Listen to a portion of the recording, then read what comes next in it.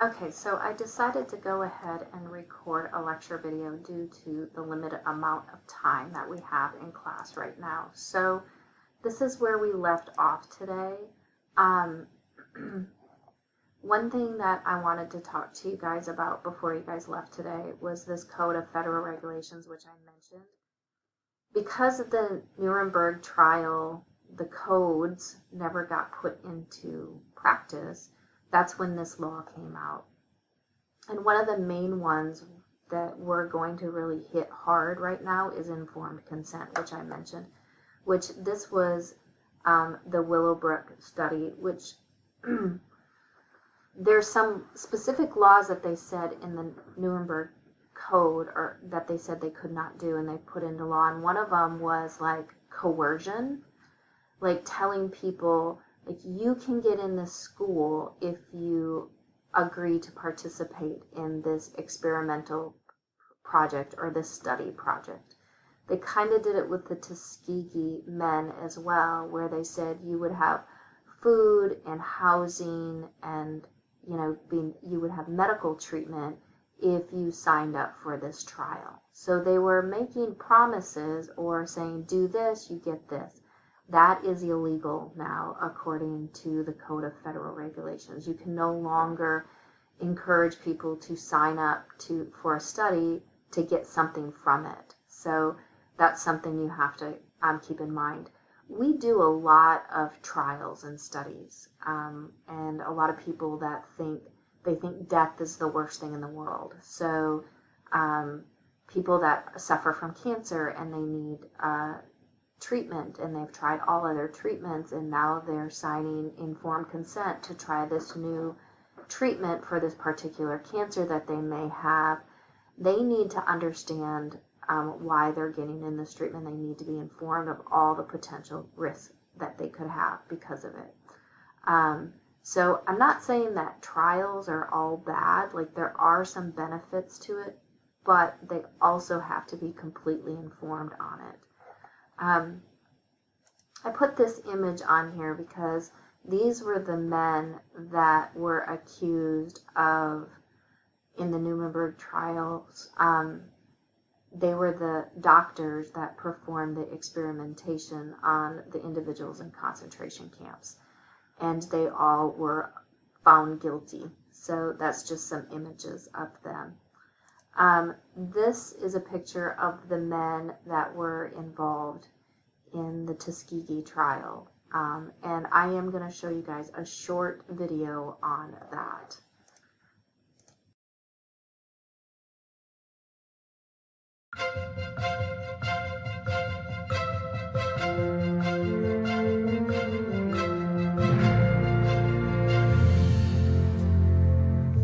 In July of 1972, the Washington Star newspaper broke the story about the controversial Tuskegee Institute syphilis experiment.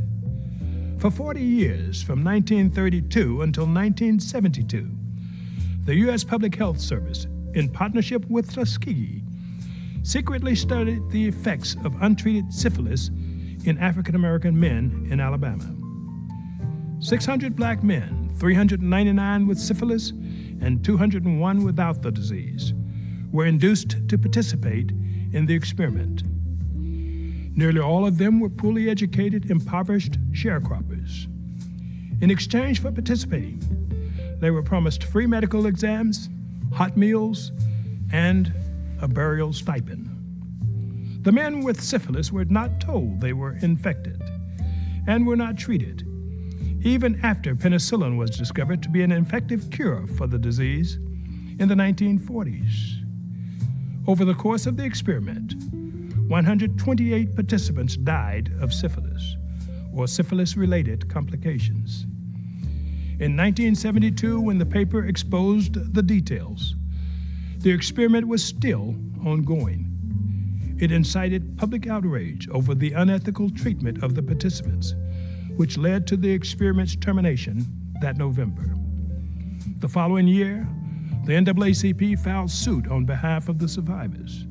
The federal government settled the lawsuit for $10 million. It also agreed to provide survivors and their infected family members with free medical services.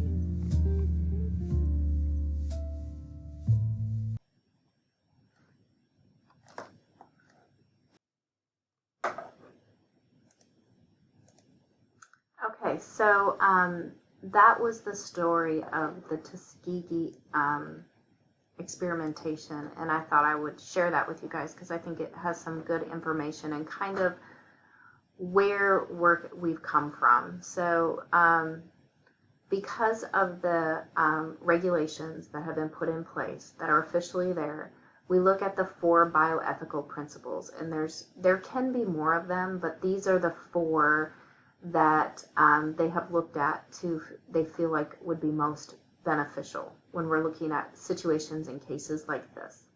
So the first one is autonomy, which is self-rule, meaning you are free from both controlling interferences by others and for certain limitations, such as inadequate understanding that prevents meaningful choice. So that's kind of the definition, but basically you have the right to make the decision, and you have nobody controlling you and telling you what you need to do.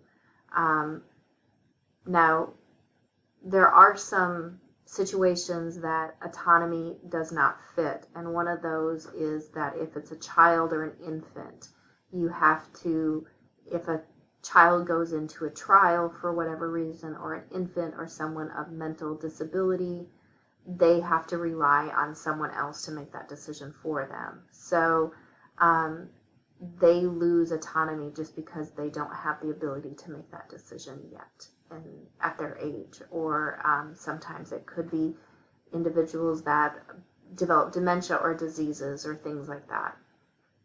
So that can come into play. Respect for autonomy is really important. Acknowledging the right to hold a view, make choices, take action based on their personal values and belief. And that's similar to what I talked about earlier in class, was how as medical professionals, we may have a moral belief where a patient may have something completely different, and we cannot push our choices onto them. So we have to respect their autonomy. We have to respect what they are choosing to do. And that is one thing that we have to keep in mind of our principles. So the first thing is the autonomy component. The second one is beneficence, is how I pronounce it. Some may say beneficence, but basically is we are promoting good. When we talk about beneficence, we are promoting good, or attempting to promote the best consequence for a patient. But beneficence can get a little confusing with non-maleficence, which we're going to talk about in the next slide. But what we're doing in beneficent is we're producing the greatest possible good while minimizing any necessary harm. We're minimizing harm. So, for example, protect and defend the rights of others, prevent harm from occurring to others. Now, there are some times when you're going to have to harm a patient for them to get better. For example, venipuncture. So that is what you got to keep in mind. Sometimes using non-maleficence, which is do no harm, doesn't always fit because it's what is promoting good. So that's what beneficence is. So we're looking at lending a helping hand is kind of what I would say, and that's why I put this image in here, that we are helping others for contributing to their welfare, making them better, making the situation better or good. Okay? Then we have non-maleficence, which is do no harm. So this image here shows us it's protecting the heart with a gear and the hands, like we are going to do no harm. And this is the Greek term for do no harm, and I'm not going to try and pronounce that because I'm going to not be able to pronounce it correctly. But basically, above all else, we do no harm.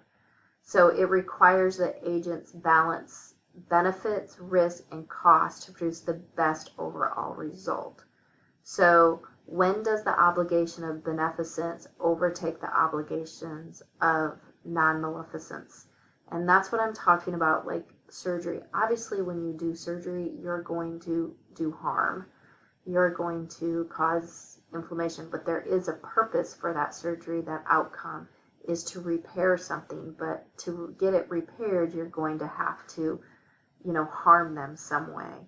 So that's where it can kind of be tricky, where a lot of people could look at this and say, well, if you're in this case study, it may harm you, but this is the good that's going to come from it.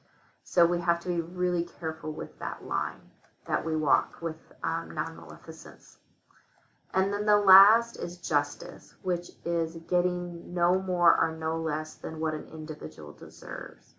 So appropriate distribution of burden and benefits. So one thing is you have to be fair. You can't focus on one demographic. For example, some people look at this treatment costs this amount of money. Well, the only people that can access that treatment is somebody who's very wealthy, because the poor don't have any money to access that treatment. So that's where justice can come into play. Is the resources being allocated appropriately for this particular study? You can't require them to charge. Or is there human experimentation, for example, in the concentration camps, they were focused on one particular individual, which they didn't see as human. The Nazis did not see the Jewish people in the concentration camps as human beings. So they treated them less than animals. So that was not justice. So that's what this is referring to. So how to utilize the principles? No principle is given priority over another. So each one needs to be looked at kind of individually and how it best fits the case.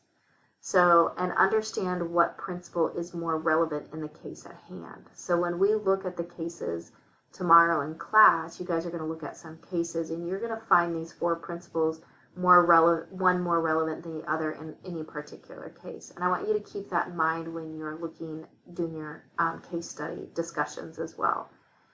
If you choose to prioritize autonomy over beneficence and not maleficence, then you need to justify why.